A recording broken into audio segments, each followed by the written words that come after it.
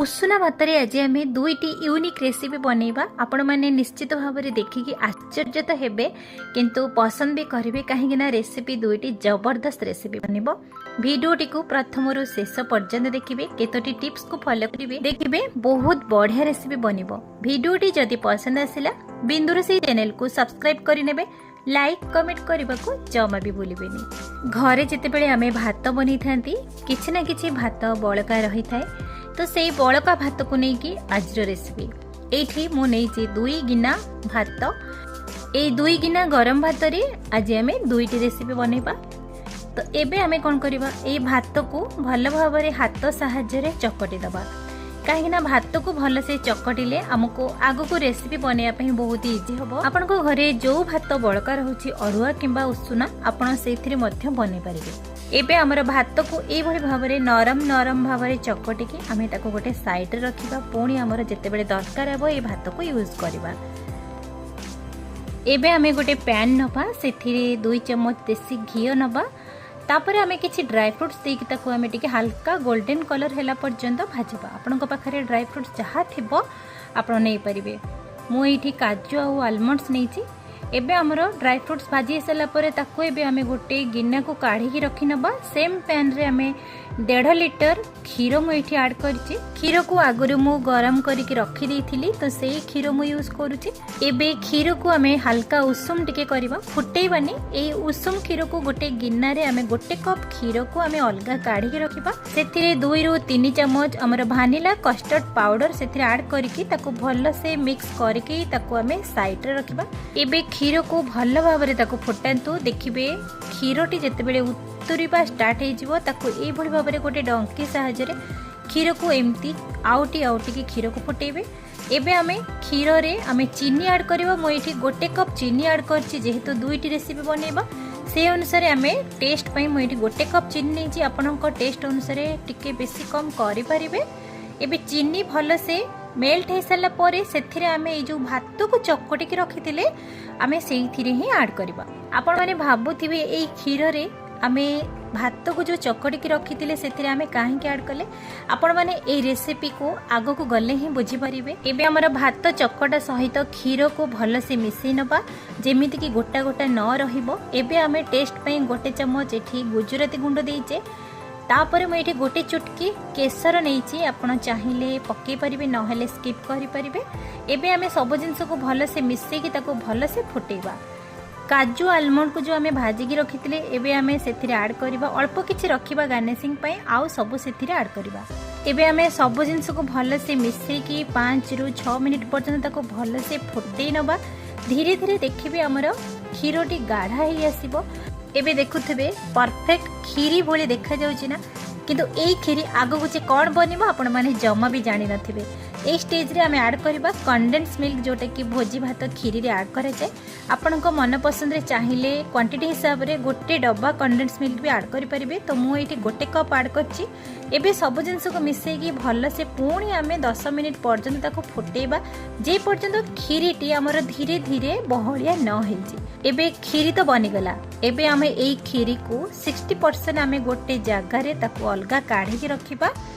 तो आपणकर जेतिकी दरकार सेतिकी रखिबे आउ जेतिकी दरकार नाही तो ताको गोटे अलगा जगह रे काढी की रखिबे। तो मु एठी गोटे बड़ जगह रे एई भली भाव रे देखंतु एतिकी मु खीरी अलगा काढी की रखिछि। काहे की काढी की रखिछि आपण माने आगो को भी देखि परिबे। बाकी जो बड़का 40% खीरी रहिला एबे आमे जो पैन रे चारिपटे क्षीर सर जो लगी ताको आमे भल से कोरिकी ताको सेथिरे मिसेइबा। काहे कि जो सब जिनस तार जो टेस्ट ना एते सुंदर आसीबो देखिबे राबड़ी भली टेस्ट आसीबो। ए स्टेज रे आमे जो कस्टर्ड पाउडर गोळे के रखितिले क्षीर रे सेई क्षीर को एबे आमे एथिरे ऐड करबा।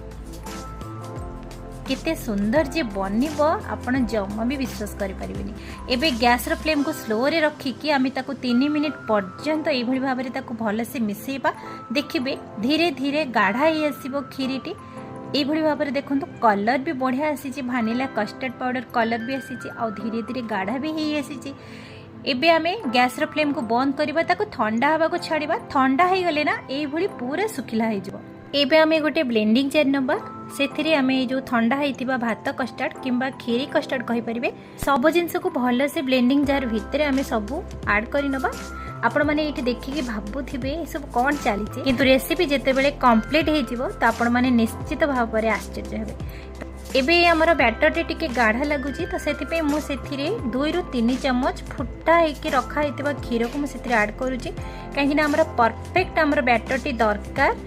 एबे आमर सब जिनस को भल से मिसई नबा एथिरे आमे गोटे सीक्रेट जिनस आड करबा। घरे जदि आइसक्रीम अच्छी ना तो से आइसक्रीम रू गोटे कप से आड करेंगे। तो मो पाखे जेहेतु आइसक्रीम थिला मु से आड करिछि। एबे सब जिनस को भल से ब्लेंड करेंगे गोटे स्मूथ बैटर बनेबे। एभली भाव में देखंतु जेमिति वीडियो रे आपण माने देखुछंती एभली भाव में परफेक्ट स्मूथ बनिबो। तापरे जे कि हमर रेसिपीटा परफेक्ट बनिबो। तो एठी आमे नबा आइसक्रीम मोल्ड। एबे आपण माने परफेक्ट बुझी पारुथिबे जे एबे कोन बनिबा को जाउची। एबे आमे सेथिरे खीरीर कस्टर्ड बैटर कहि परिबे किंबा भातर कस्टर्ड बैटर कहि परिबे। एबे आमे आइसक्रीम मोल्ड को ट्रांसफर करबा। बिना आइसक्रीम मोल्ड रे मध्ये आपण आइसक्रीम बनै परिबे, घरे ग्लास रे बनै परिबे किंबा टिफिन बॉक्स रे मध्ये बनै परिबे। तो एबे हमर सब बैटर को आइसक्रीम मोल्ड रे आमे ट्रांसफर करि नेले। एठी देखंतु एबे आमे ताको साइड रे रखिबा। एबे आमे जो गोटे जगार खीरी को अधा आमे रखी देथिले तो सेई खीरी को देखंतु केते सुंदर भाबरे बने जे ना बळका उषुना भात रे देखंतु केते सुंदर भाबरे भोजी स्टाइल रे हमर खीरी बनी जाई जे ना। ए खीरी को जेहेतु मु अलगा काढी के रखिली काहे ना आपण पूरी पराठा रोटी रे भी आपण खाई परिबे, घर को गेस्ट आसले मध्य देई परिबे। एठी आमे जो अलगा भाजी की रखिथिले जो बळका काजू और आलमंड्स को आमे सेत्री गार्निशिंग करनेले। एठी देखंतु केते सुंदर भाबरे परफेक्ट हमर भोजी स्टाइल रे खीरी देखा जाउची ना। उषुना भात रो बनिला खीरी, खीरी रो बनिबो कुल्फी। तो आपण माने को निश्चित भाव में आश्चर्य लगे। एबे खीरी को आपण माने पूरी परोटा भात सहित जे कोनसी रे एंजॉय करि परिबे। तो एबे आमे आइसक्रीम मोल्ड रे आमे कोन करबा ना गोटे एल्युमिनियम फॉइल को सेथिरे आमे कवर करबा। जदि आपण पाखरे नाही गोटे प्लास्टिक को कवर करि नेबे किंबा बटर पेपर को कवर करि नेबे। तापरे आमे गोटे छुरी सहायरे तार गोटे पॉइंट रे सब आमे दाग लगे नेबा। सेई दाग रे आइसक्रीम स्टिक को सेथिरे ऐड करबा। आइसक्रीम स्टिक जदि नाही आपण पाखरे तो घरे जो आमर खाइबा चामच थिबो ना से चामच को भी आपण यूज करि परिबे।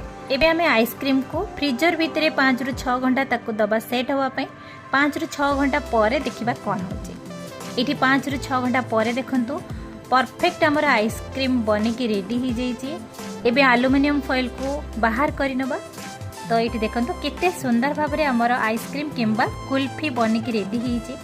एबे आमे ताको काढिबा। देखतो परफेक्ट हमर मार्केट स्टाइल कुल्फी बॉली भी देखा जाउची ना। केते सुंदर भाबरे घरे उषुना भात रे भानिला कस्टर्ड कुल्फी बने की रेडी ही गला। तापड़ माने को तो निश्चित भाबरे आश्चर्य लागतबो। प्रथम रे कहितिली ना बळका उषुना भात रे दुईटी रेसिपी बनेबा। गोटे हेला खीरी आ गोटे हेला कस्टर्ड कुल्फी जोटा कि हमर उषुना भात रे बना हिची। एमिति तो पिला माने भात खाइबा को नखरामी देखंती, बहुत ही भात को नष्ट करंती किंतु फास्ट फूड स्नैक्स देले खाइबे। किंतु ए जो बळका भात रे आपण माने जमा भी व्यस्त होंतनी। किछि ना किछि रेसिपी एमती बने के दे दियंतु, सेई पिला सेई जिंस को मागी मागी की खाइबे। तो पिला भी जानी परिबेनी आपण बळका भात रे ही बनै चंदी। देखिबा को तो क्रीमी क्रीमी टेक्सचर देखा होची। देखंतु मार्केट भले परफेक्ट हमर कुल्फी। तो मु तो निजे विश्वास करि पल्लिनी जे मु ही बनैछि बोली आ पुणी गरम भात रे। तो आपण माने तो देखिकी निश्चित भाव में विश्वास करि पारुथिबे आ आश्चर्य भी होउथिबे। किंतु घरे थिबा एई सब जिंस रे भी एमिति भी बनि पारे। पिला माने तो निश्चित भाव में खुशी हेबे देखिकी आ जानि भी परिबे। छोटो छोटो टिप्स को जदि आपण एई भली भाव में फॉलो करिवे देखिबे परफेक्ट बनिबो। आइसक्रीम रो टेस्ट को जदि अधिक बढ़ेबा को चाहुचंती जे कोनसी एसेंस मध्य ऐड करि परिबे। केमिति लागिला गरम गरम उषुना भात रे कुल्फी आ खीरी देखिकी निश्चित भाव में आश्चर्य लगुच ना। यही भाव में आपड़ थे ट्राई करूँ देखिए परफेक्ट बनिबो। केमिति लागिला आजिर ई रेसिपी। जदि पसंद आसी बिंदु रोषेई चैनल को सब्सक्राइब करने पुणी देखा नुआ वीडियो रे। नमस्कार।